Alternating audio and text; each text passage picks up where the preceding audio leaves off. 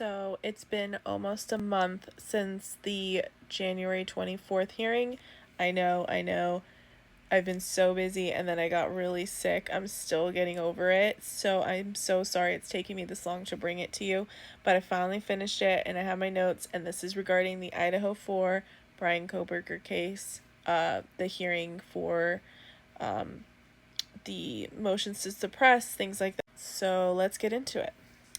And on January 24th, there was two parts to it, and I want to go over the first part. Since my phone is on 20%, I'm going to do as much as I can in this video, and I will pick it up tomorrow. They begin with the argument of defense motion to suppress, and they start with the AT&T warrants. There was two of them, a cell phone and a USB drive issued within an hour of each other. And the question is, like, how could you go through that much information that fast? The property was described as just a phone number and no other details. Pin trace, June 3rd, 2022 through the present. Date of crime not specified. Was requested within 1 hour. The data was analyzed by Detective Balance, FBI, and Payne relied on this information for his affidavit. How does this massive amount of data get analyzed in 1 hour for a broader warrant? Cell phone first seized when Brian is arrested without a warrant. Copy is made to a USB drive. Sounds like it came back with Payne to Idaho. Put in safe with a copy of warrant after the fact. No date of crime and no particularity listed. Nothing to limit the search. Google and Apple. Idaho Pillings case referred to in 2024 federal case out of Idaho. Instructive for these issues, protected interest of records, phone and iPad checked back to 2016, and it was an Apple account created. iPad purchased in 2018, but they went all the way back to 2016 based on the iCloud account and not the actual physical iPad. Carpenter applies here the third-party searches of search history / private information that has nothing to do with the case. On January 3rd, 2023, law enforcement knew information that could have limited their search. He wasn't in Pullman, Washington until June of 2022.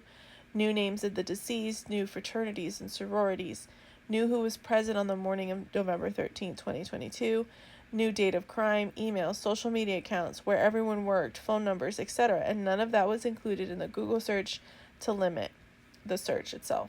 Now, the Google warrant, it started off as 2 gigabytes and went up to 13 gigabytes by the third production. And unclear to these detectives who had access and what's being searched and how much. Now, when it comes to Apple, do not know process of preservation December 21st through August, when there is a production on the warrant, steps in between are unclear. And law enforcement that swore to the contents of the affidavit they put together now have no memory of those warrants, which invalidates them. They talk about the particularity requirement. Necessary search is limited as much as possible. Search warrants have to be specific, and officers cannot take whatever they want. Privacy interest for the cell phone.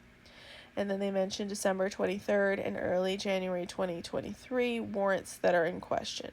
Officers said they did not incorporate affidavits in search warrants, but if it says in here lies the proof that would indicate that they are referring to the affidavit. So my understanding is that the police, the affidavits, like for example, Payne references this information in his affidavit, but they're saying they didn't rely on it to get the warrant. It's just bizarre. And then she quotes, herein is incorporated Exhibit A, for example. Now she goes to talk about the arrest the car and apartment, and she says she's not going to go too much into that because they're relying on issues with the IGG and Franks, which they did the day before. And she's basically saying the warrants are general in nature and should be suppressed. They're not specific enough. The prosecution's response to this, just says they're not general, particular to the type of crime, the location, and all but one had limitations. Cell phone didn't and was limited to types of data could be searched. Look at the face of the warrant. And that's all she said. That was Ashley Jennings from the state.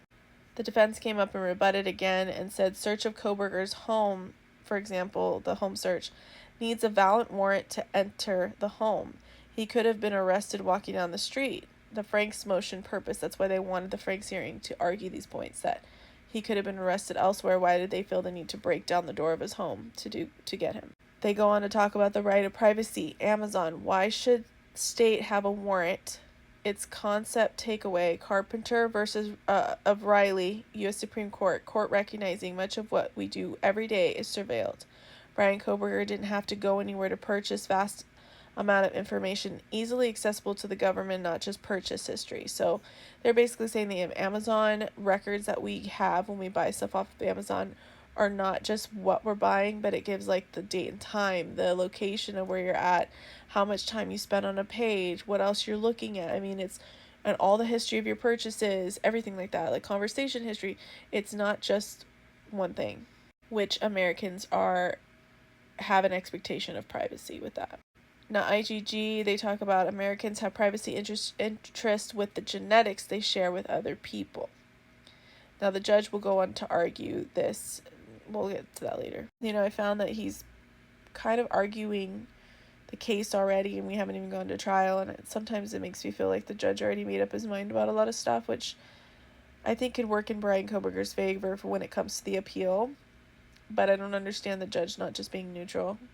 So I'm going to do the state's response to the third-party doctrine, and I'll stop here for now. State's response to third-party doctrine. What that means is Amazon records, for example. U.S. state, they quote the state versus Miller.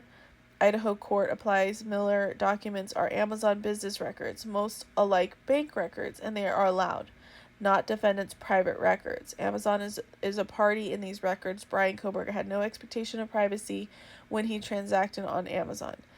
And they said that the Fourth Amendment doesn't apply here. So that's only part of my notes. I just need to charge my phone a little bit. But if you guys want to hear the rest of it, make sure you hit that like and subscribe or whatever the hell they have on here. Just make sure you follow so that you can get notified when I post the next part. Okay, I'm back. I got my phone charged, and we're going to move on to part 2 of the Idaho 4 Moscow Murders Brian Koberger trial and what was said on January 24th, the last hearing that we had. I know it's been a while. I've been sick. I'm super busy, and then I've been trying to get over this sickness for a while, so I apologize that it's taking me so long, but let's get into it. So if you've not seen part 1, I've already posted that. Make sure you go watch that first so you know where we're leaving off and where we're picking back up again. So now let's start. So we're looking at the state's response to warrant questions raised by the defense, okay? So the Pennsylvania home warrants, Brian Koberger's person, car, statements made by Brian Koberger to law enforcement. No valid local warrants. Brian Koberger's separate warrants for being a fugitive from Idaho, felony fugitive, can be taken into custody without a fugitive warrant. Access to Brian Koberger inside parents' residence. Law enforcement has a valid warrant for person, car, and parents' home. Statements by Brian Koberger, never an interrogation. He was Mirandized eventually. What do they mean eventually? It should be Mirandized right away. Warrant for search of individual as he returned to Idaho. Apartment in Washington. Defense did not include documentation with their motion. Prosecution did. Warrants included. Now the defense's rebuttal to the state and what they're claiming. Knock and announce. Totality of the raid. Jay started off referencing a case, and judge said it won't be helpful as he is not familiar with the details of that case, so to move on essentially. Watching Brian Koberger in his house via snipers. No reason to bash doors in. Judge interjected and said there's the issues of officer safety and destruction of evidence concerns. Cited other cases where the defendants ran when the entering announcement was made. Usually they announced to give the opportunity for someone to surrender, but they didn't do that in this case. Jay asserts Brian was walking around room to room with kitchen gloves on, and judge says that's not all they knew, but that he won't go into detail on that to preserve the case. So that ended essentially the first part of January 24th, 2025's hearing, and now we're moving on to part 2. Now we're moving on to defendant's motion to compel state's expert disclosures. And references Idaho Criminal Rule 16 and that they relied on this. So for those who don't know what Idaho Criminal Rule 16, like I don't, let's look it up. Idaho Criminal Rule 16 governs the discovery process in criminal cases, outlining what information must be disclosed between the prosecution and defense. It specifies the obligations of the prosecution to provide evidence such as a witness list, statements, reports, and any material favorable to the defense. Similarly, it details the defense's requirements for disclosing evidence, including witness information in certain defenses.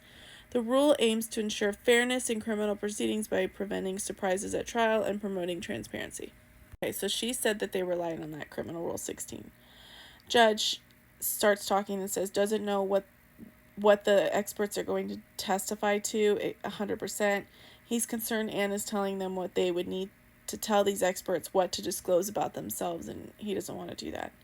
Anne mentions FBI agent Douglas in disclosure number 7, list of financial records he collected and looked at, no report of interpretation from this expert on this. Judge asking if Amazon transaction records is expert testimony worthy, or would it be just testimony, and explained it's getting concerning when they interpret what those purchases mean, etc. He's kind of smart at times with both sides, and it's really unnecessary, but anyway. The judge is saying that they only have to disclose what they interpret and how they got it, and Anne wasn't going to argue when she saw he has made his opinion already. This guy seems compromised a little bit to me. That was my notes here. She goes on to talk about page 9 of the state's objection to their motion, second to last paragraph. She states the state said they will continue to supplement their experts' responses based on later discovery or whatever they decide to use. She says this is too broad of a statement, which is concerning to her. The judge says that supplementation is allowed, but it needs to be seasonable. It can't just be new experts unless there is a good cause, and timing of it is based on when the information was given. So he's saying if there's a good enough reason, he'll allow it. If not, they're going to have to explain why they didn't disclose this earlier. Now here's the state's response to motion to compel state expert disclosures. They position that they have complied and under same impression as the judge. The judge said I have to give a word of caution. Sometimes there's dissonance, which is confusion, between what the expert is going to talk about and what the lawyers actually file, okay? And that's what causes the problems when it comes to trial. That they're thinking they're going to testify about one thing, maybe the lawyers talk about that, but plus more things, and he just wants to make sure that the lawyers and the expert witnesses are on the same page, that they have supplemented opinions and reports to back it, wants both sides to over-disclose, if anything. He's worried that, the lawyers and the experts won't be able to go into an opinion because it wasn't disclosed. He doesn't want to have to ask them on the day of the trial where it was disclosed and making the jury leave so that they can find it and sift through 1,000 pages to do so. If they include an expert as an abundance of caution, they need to treat it as such, is what he said. Now we're moving on to defense explains the state's disclosure. So she wanted to elaborate on the disclosures that she's confused about and why they're not complete. The state didn't fulfill their disclosure requirement, but the defense did, and Anne says it puts them at a disadvantage, and she thought he would be a little bit harsher on that they didn't meet their deadline for this disclosure. She was hoping that he would hold it against them. If they supplement, she can come back and he will allow that. So if they decide to supplement with something later, he's going to allow her to at least rebut it. She goes on to talk about the Idaho State Police Forensic Lab personal notes, the lab personnel, their notes, and asking that the experts stick to the reports, the official reports given, no personal notes. She mentions a Miss Allen and says that she's given no lab reports, and that she may be a rebuttal witness. She talked about the CAST report, which is this cellular analysis survey team for the FBI, and says that it's just basically a PowerPoint presentation. There's no analysis, picture and arrows, and it needs to be cleaned up and understanding of the analysis and how they got to that. She's talking about the state's CAST report is very simplified and it's not explained. She talked about I don't know if it was a Mr. or Mistress Cox. Says no written report at all, no idea what he will talk about. So it's guy. Cell phone experts, she talked about that they didn't have reports. She said that there's 3 people that looked into data. She mentioned Maori, for example.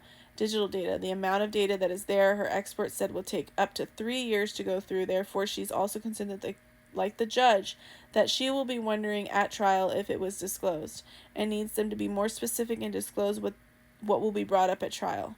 Disclosures were insufficient from state, and she's asking that they will be clearer and to comply and exclude anything that hasn't been disclosed by the state. The judge went on to clarify his expectations for the trial. He says he gives example of like DNA, and that they would need to explain what DNA is and kind of give like a mini lesson to the jury. And then if an expert is going to talk about it, he or she needs to put that in their disclosures, and the expert needs to explain their opinions on, like, for example, DNA, and have it filed with the court ahead of time. He wants them to over-disclose those opinions and what is required by the rule. Court giving a new date. She asked if the court was going to give a new date for them to fix their disclosures. He said no, he's not. He says they all they know, they all know what he expects and to act accordingly. We'll have to explain, for example, if they decide to introduce new things later, that they're going to have to explain to him at trial why they didn't fulfill this and do this earlier. He said we'll have to explain why they didn't get those into the timeline.